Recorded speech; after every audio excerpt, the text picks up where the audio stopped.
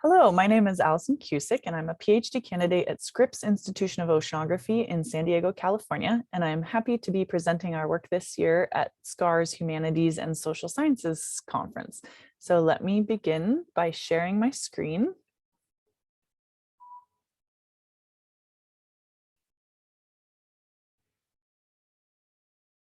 There we go.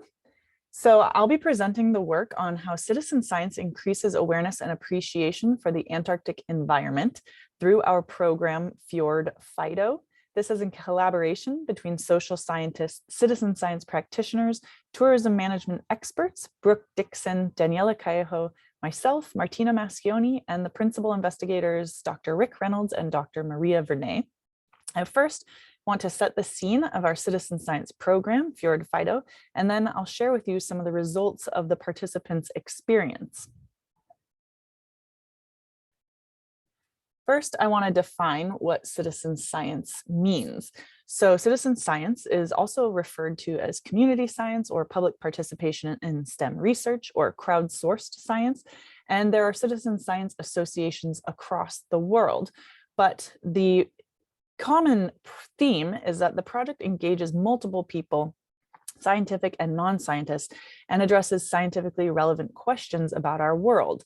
And a quote that I have here defines it as the practice of engaging the public in a scientific project, a project that produces reliable data and information usable by scientists, and that is open to the same system of peer review that applies to conventional science.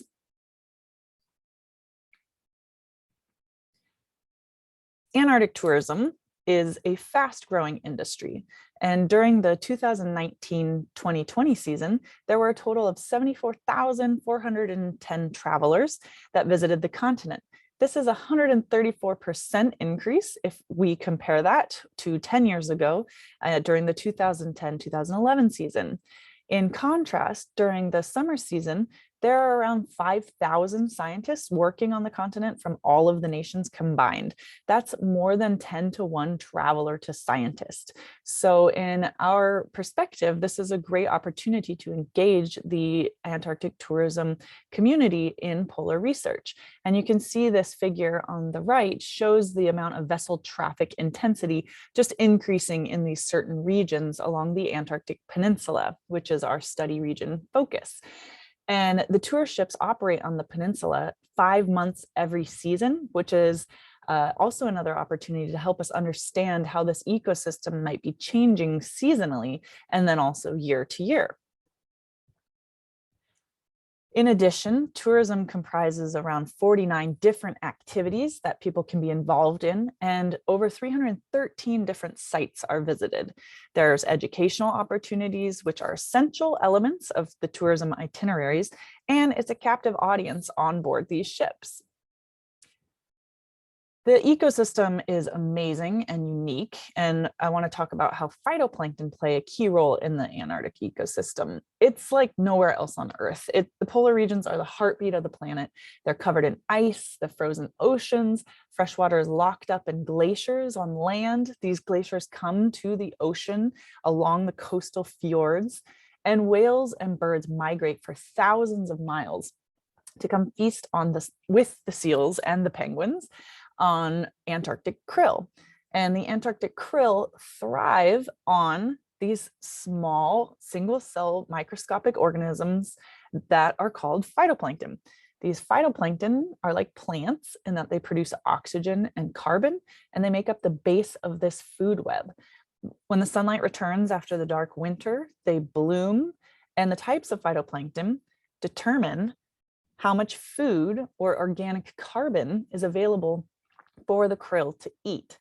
So the marine phytoplankton generate half of global primary production, making them essential to this ecosystem. They cycle elements like carbon throughout the world. And in the Southern Ocean, they're responsible for taking up 40% of the total oceanic uptake of human-caused carbon dioxide that goes into our atmosphere, goes into the ocean because of these phytoplankton. To tell you more specifically about our citizen science project, it involves scientists and the public, the tour industry that visits Antarctica.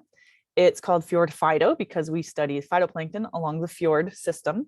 It's currently supporting 2 PhD students' dissertation research. So myself, Allison Cusick, and Martina Massioni in Argentina. And it additionally has supported multiple master students' capstone projects and undergraduate students' summer research projects. So the main benefits is that we get valuable data collection, and it's a great amplification or amplitude of spatial and temporal sampling along the peninsula. In addition, the public, the Antarctic travelers, there's this opportunity for guest participation and learning, and they do more than just visit the continent. They get to interact with the ecosystem in a more hands-on way. This is also an incredibly special way to engage with Antarctica because the entire continent was preserved for a place for peace and science by the Antarctic Treaty signed in 1959 for international cooperation.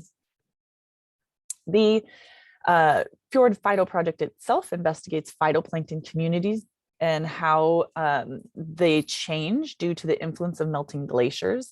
It was designed to be a fun and engaging activity for travelers on board. It involves here in this image multiple oceanographic equipment. So different polar guides or staff that work on the ships get trained to use this equipment, and then they engage with the travelers during their vacation. So you see here we have filtration setups, supplies for next generation DNA sequencing and genetics. We also have microscope analysis, identification books, and instruments that measure different properties of the ocean. There is sampling and data collection that happens with travelers out in small rubber boats that leave the main ship. And it's during these moments with the science boat that you get the real engagement, and everybody gets a different task to collect a measurement or an actual sample. And the measurements of the ocean and the samples of phytoplankton are gathered and then sent back to the research team to analyze in the lab by myself and Martina Massioni.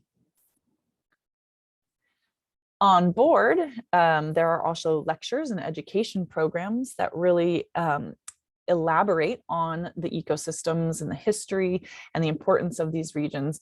And so those who might not have participated in the science boat will get an opportunity to learn about this amazing place, an in-depth knowledge of the place that they're visiting through the lectures and presentations.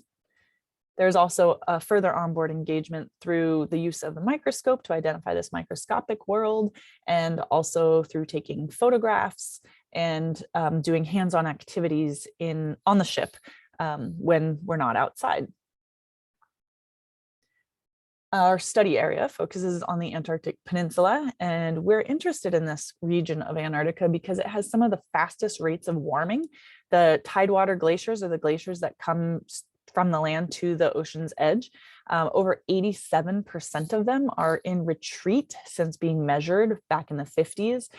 And this peninsula is accessible by these tour vessels for 5 months every year, which is impossible for any one science team to be down there for that long annually.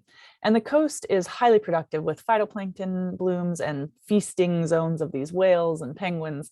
And the changes in this community can produce changes in the entire ecosystem. So with the Fjord Phyto project, we have sampled a total of 33 sites along the Antarctic Peninsula between 2016 and 2020. So how do citizen science projects influence the travelers? So we handed out anonymous voluntary surveys collected to understand the perception of this project from different participants. The data collection took place during multiple seasons on different vessels in 2017 to 18 and 2018 to 19. A total of 81 surveys were analyzed, and this analysis revealed that tourists enjoy participating in citizen science and their Antarctic experience is enhanced.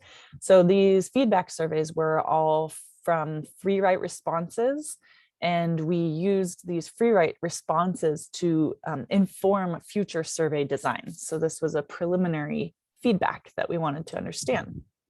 And I'm going to share with you some of the preliminary results that we got from these responses. So 86% of respondents chose to participate in citizen science projects while on board. Some of the people who did the survey didn't get a chance to go in the science boat, but they still filled out the survey. 97% of the respondents considered that participating in citizen science projects enriched their tourism experience in Antarctica. And in this case, we gathered that enriched meant learning, motivation, and adding a different perspective to their trip. So one of the questions we asked was, do you feel that participating in the citizen science projects enriched your experience during this trip? And the results are shown here in this pie chart that yes, a majority did feel that way.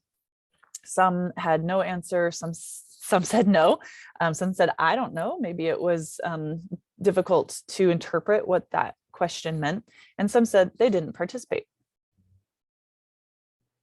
We generated a word cloud to just see what of these free write responses, what words were pulled out the most frequently in an open-ended question to describe how their experience was enriched. And the main themes you see is that they were learning about Antarctica, that there was involvement with data and understanding climate and science, scientists, knowledge, appreciation, good to know they were participating. This is just a brief way of visualizing this kind of information. And when we wanted to understand more about the participant learning, was the most frequent response in passengers when we asked how their experience was enriched by their participation in citizen science. And learning seemed to be categorized into these main themes of learning about science, learning about Antarctica, learning about the climate, and then other was learning about history or the connections between all of these categories, and also in citizen science.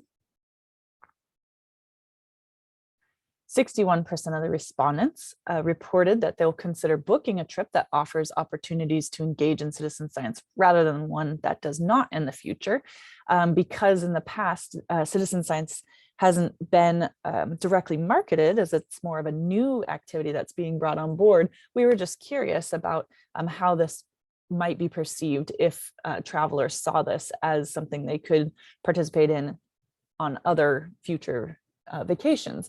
And we thought this might be important for operators to know that people want to participate. There's a desire there, and it does support research, but it adds an important addition to the traveler's trip experience as well. And from some of those free write testimonies that were open-ended, we really pulled out some of these as highlighting kind of the summary of what majority of people were saying. One participant mentioned that they had a childlike spark of curiosity. Another mentioned that it gave tangible hands-on perspective to this environment that was so large, it was hard for this person to comprehend such a massive scale of the ecosystem. Others said they had better understanding of Antarctic conditions. Send more science people, it's important.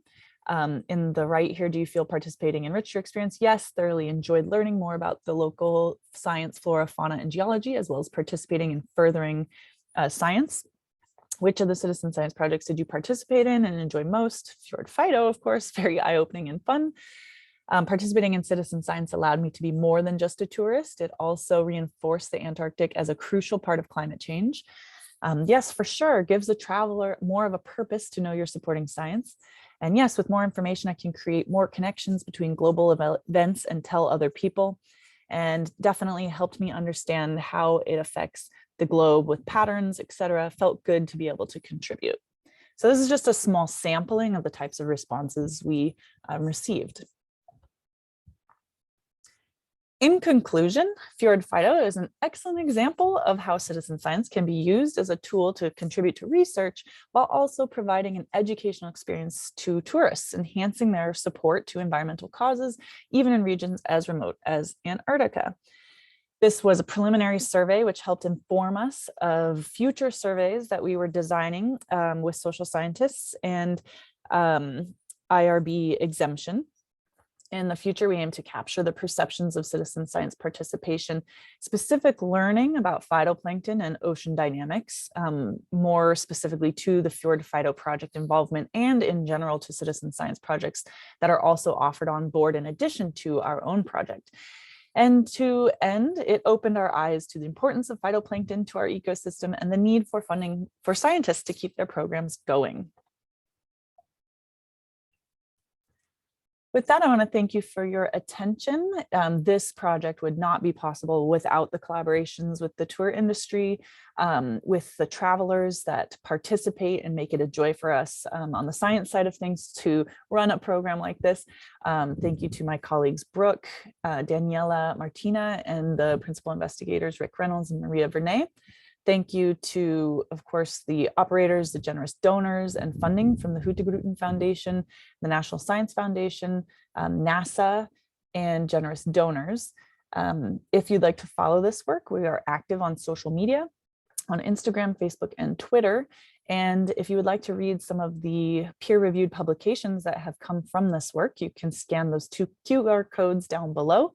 And please follow us and check out more about our project on our website, www.FjordPhyto.org. And of course, follow us at Fjord Phyto. Thank you all. I hope you have a great conference listening to all the amazing presenters and talks this year. Thanks for having us. Bye.